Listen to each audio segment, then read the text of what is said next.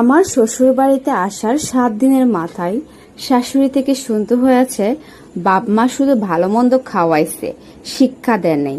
কথাটা শুনে বড় একটা ধাক্কা খেয়েছিলাম। 7টা দিনের মধ্যে কি এমন ভুল করলাম?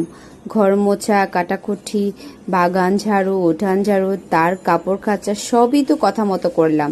হাও মাও করে কেঁদেছিলাম সেদিন। উল্লেখ্য, শাশুড়ি আমার আপন ছোট পুপি, যাকে আমার বাবা মা কত আদর যত্ন করত।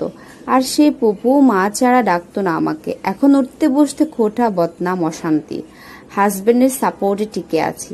কালকেও দেখি জোরে জোরে চিল্লায় বলছে, সারা জীবন ছেঁড়া পেন্দে ছেলে মানুষ করলাম আমি, আর সুখ উপভোগ করছে আরেকজন।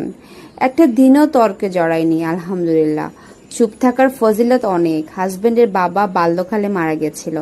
সে মাকে খুব ভালোবাসতো, কিন্তু দিনের পর দিন তার হিংসা, কুটনামি, ঝগড়া দেখে দেখে আগের মতো আর শ্রদ্ধা করে না। আমি অনুভব করি অপমান হজম করার জন্য আমাকে বেশি সম্মান করে আর ভালোবাসে আমার জামাই। সো প্রত্যেকটা মেয়ের লাইফে, এটা একটা আপু লিখেছেন একটা কমেন্টে, তার থেকে আমি আপনার পরে শোনালাম। প্রত্যেকটা মেয়ের জীবনে এরকম করুণ পরিণতি আছে।